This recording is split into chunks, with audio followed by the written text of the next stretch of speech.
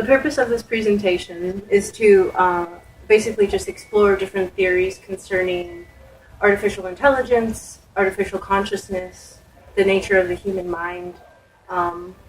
This is actually the second time I'm exploring this format of presentation where it's part stream of consciousness, or actually more of like a review of a stream of consciousness, different approaches to creating artificial consciousness or theory. The first presentation was more based on randomization and how that is sort of simulative of free will. It also explored this idea of like, well, this one does too, what makes a being intelligent. Typically, artificial intelligence is created to perform a task, to be aware of its surroundings, and be able to perform tasks efficiently. It also seems to have this other unimplied factor to enhance human life. It's like comparable to when what most humans think of pets. Like a good pet is a pet that is obedient, that does what the human wants it to. Artificial intelligence is actually very similar to that. People think it's intelligent if it does what you want it to do. In order to create artificial consciousness, I believe we have to reinvent what we think about intelligence. Randomization as a simulative semblance of free will. Many developers think that randomization, like as a cheap trick, and it certainly can be, like slot machines. It's just pure chance. But I believe that this disdain comes from like a deeper place inside of most people. It's a fear of a loss of control. To simulate free will raises questions about the nature and even existence of it, and people do not like when you tell them they don't have free will. Free will is calculated. Is it really free will? If you can backwards engineer free will, is it free will? This is what I'm mostly focusing on today, and the program that I made is like focused more so on contradiction and how to capture, because humans are full of contradictions. Our logic is full of contradiction. The universe is full of contradiction. The thought that logic must make sense is very similar to the idea of like ignorance is bliss. Like, logic has to make sense. 1 + 1 has to mean 2, even though that's a human, like, guided statement. And this is also another touchy subject. People who are very dedicated to mathematics will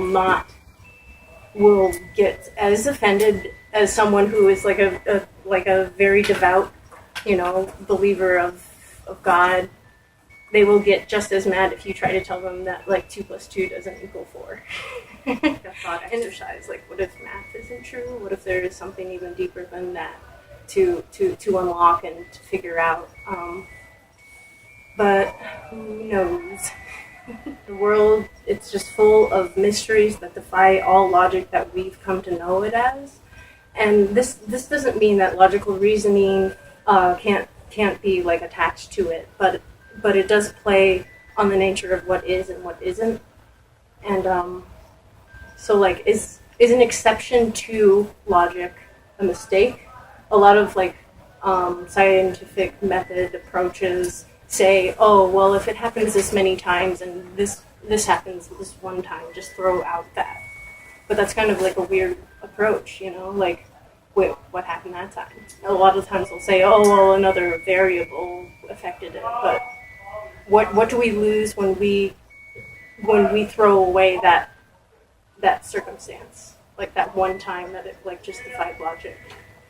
Or maybe more than one time, even depending on how many times you. So humans are able to create, they're able to understand, and even sometimes solve paradoxes. The program to run paradoxical logic was reported to malfunction before just ultimately just crashing and burning, I guess. I believe that this can happen to people too. Like sometimes if you just like blow someone's mind, you just. They just malfunction and fucking crash. Crash, sorry. And that's why I decided to make the program that I'm going to show soon. The program is to simulate the consideration of a paradox called the liar paradox, which is basically there's a statement that says this sentence is false. So if you were to believe that this sentence is false, that would mean that the sentence is true. If you were to believe that the sentence is true, then that would mean that the sentence is false. First attempt at the program actually did crash. It crashed the program, but what I was hoping for is that, one, I was hoping to get that crash, but then I was hoping to try to program something so that it would get around it as well. And that did, it came with, I guess I don't know, what I can only describe as backward engineering, my own thought process. This is not to say that it's any it's the whole entire reflection of the human tracking variables, people who believe, truly believe that the sentence is true, compared to people who believe it because someone else believes it. It's true, or because someone else believes it's false. And it's just it really is lately I have been super obsessed with just mapping out paradoxes, and when you do it, it is kind of a weird thing, because sometimes it can drive you just nuts, because sometimes I'm just what is going on? But it's actually kind of interesting too. There have been many scientists who have dedicated their lives just to try to figure out. He dedicated his life to equations, and once he found out there were paradoxes, he dedicated his life to try to figure out how it could make sense. Or that's what he said he was going to do, but then 3 years later he said that he couldn't do it. he was going to dedicate his life to something else. But so I always think that that's such an interesting story, because I feel that's kind of it's interesting that he was so willing at one point, but then changed his mind. And I think a lot of people probably thought he was not, oh well, you're just blah blah blah, write him off, whatever. But I think that that's actually a really interesting thing to be able to walk away from something you believed your entire life, and just you try to search for it and you don't find it. I feel it takes more strength to be okay, maybe this isn't the right thing. And I think that a lot of people think that programming has to be super efficient, has to make sense, it has to do this.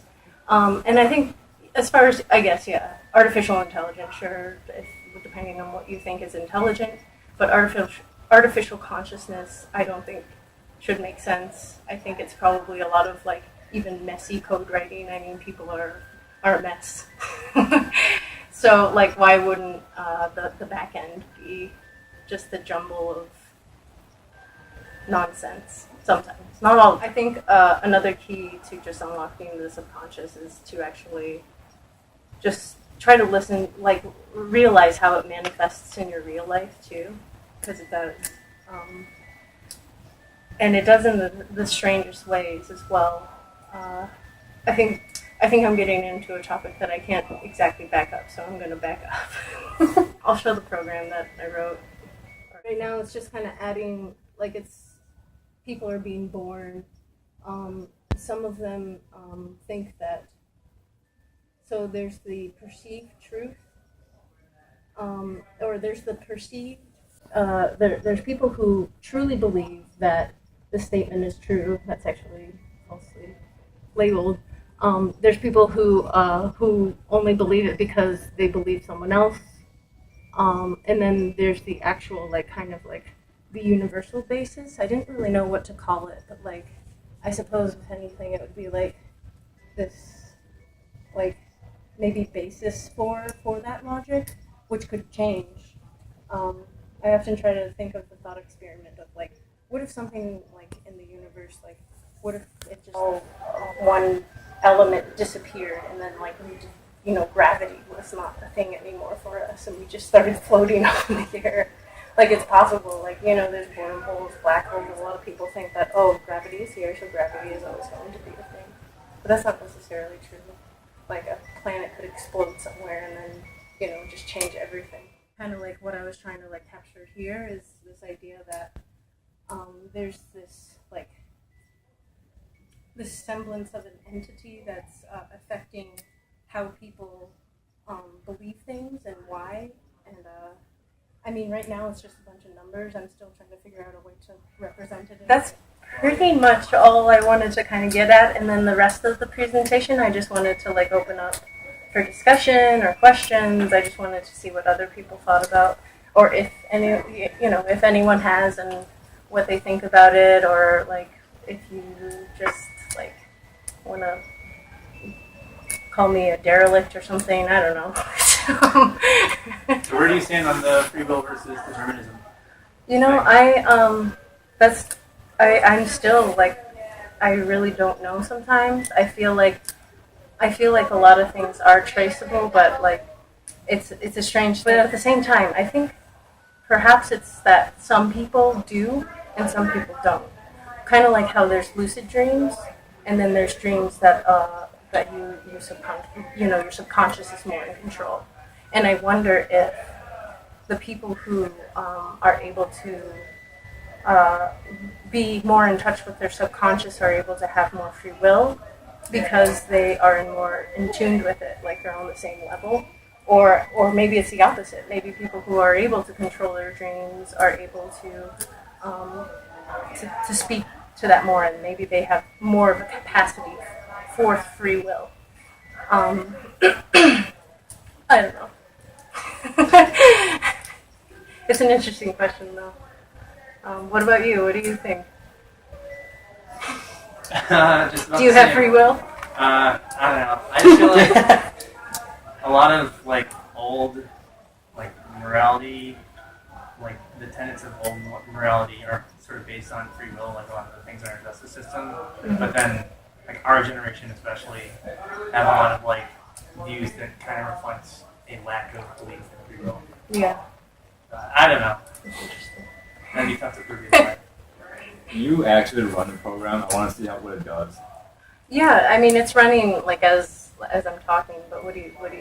Like, well, do you want me to run while I'm running it? What does it actually do right now? Yeah, right now it basically here, let me actually look at the code so I can like not just freeball here. So basically it's tracking, it's creating, it's giving birth to people, and it's saying that this person is either born as someone who believes what like they perceive a truth, and they either like, and that also comes with either thinking that this sentence is false. They think it's true, and then on the other side, like they could be they could truly believe that the sentence is false. There's also people who will believe something because they've been convinced to by others and not necessarily believe it, like subconsciously. They don't actually believe it, sort of thing. They think that the sentence is true. Subconsciously, they think it's false, but then like consciously, they think the opposite. So it's kind of like creating people based off of that. And then there's also this other script that's basically saying that so based on the amount of people as well as just some sort of randomization, that like there's this like almost like this energy whatever like affecting people in order to like to kind of affect how many people are going to be leaning towards one side or the other, but it's constantly changing. And so how is that coded? It's a lot of random dot range. There's invokes. Okay. We're talking variables. We're talking bools. We're talking ints. We're talking floats. No. Yeah. I guess. I mean, if everyone is welcome to like look at the code if you want. It's kind of like a hard thing to explain, I suppose. What's that? It's in C. C#. Okay. Mm-hmm. Yeah. But yeah, and another thing that I thought was really like just interesting too is that even the name of the paradox itself, it's called the liar paradox. So what does that mean? Does it mean that everything's negative and like does it mean that everything that it started with is the opposite of what it's saying? And it's yeah, I don't know. Like I just find paradoxes just fascinating and also terrifying at the same time because in the end, Nothing really has to make sense, which is kind of a scary thing. Sorry. Is there any other questions or statements? I actually have a question about like the co-project. Is there some sort of like, I guess, optimal answer that you could achieve by like, mating between the children and making the children that you could, get with like a genetic algorithm or something like that? Yeah, I mean, one of the next things I wanted to do is to actually make these equations based off of, different theories to reflect more of what I believe. So, like, I'm the next step I want to do is like other theories that other people believe, sort of thing. So, yeah, I definitely want to have different versions of this program running based on different theories. So that's kind of like what I'm striving for there, just to see like what makes most sense and what is most reflected in human behavior so far, and like that might be a key to figuring out how to replicate a conscious being. I came here tonight because I wanted to understand your concept of artificial consciousness. Mm-hmm. I mean, artificial intelligence is usually applied to something robotic versus another human or another humanoid creature. Mm-hmm.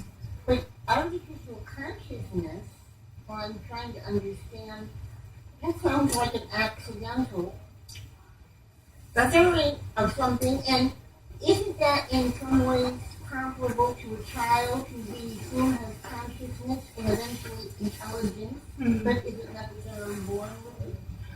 And that's the interesting thing is I think that they are kind of like, especially the way that people think about it mostly. Like, it's a weird thing because people think that humans are intelligent because we're conscious, but we don't necessarily think that like a computer. Especially if you're dealing with autistic or other types of not properly developed humans and children. Mm-hmm.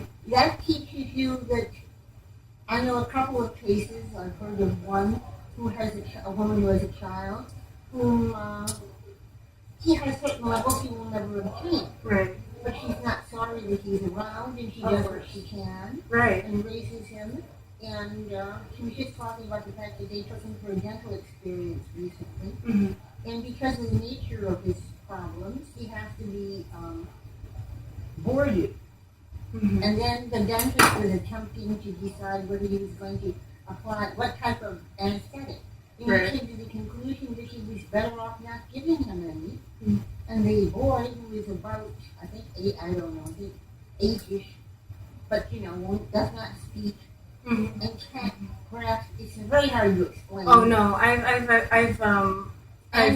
known people who have gone through the same thing, and that's the thing. It's like it's all part of this like partially randomized equation where like some people are going to be more conscious, some people are going to be more subconscious, some people are going to be like it just really varies, and people can change that. And so I guess maybe in a way I do believe in free will because I think that people are capable of doing something, but so it is. It's like it strikes me personally that artificial consciousness could be something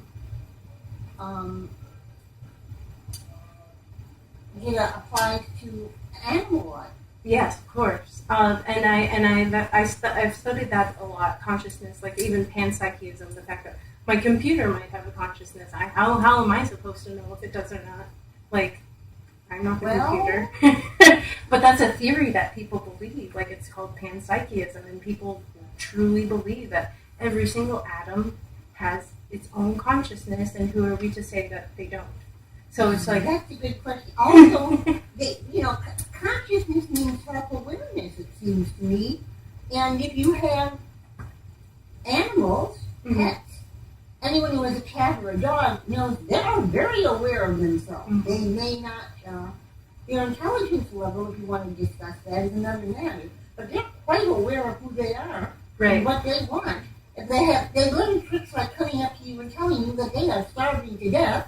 Yeah. They imply it, not since they don't talk it. But you just saw them finish a meal, and then the next person comes in and suddenly they're a starving creature again. Yeah. And that's the thing, is like, Humans are just like they self-project a lot, and so it's like, oh well, if they don't see, if they're not conscious the same way I am, that means they're not.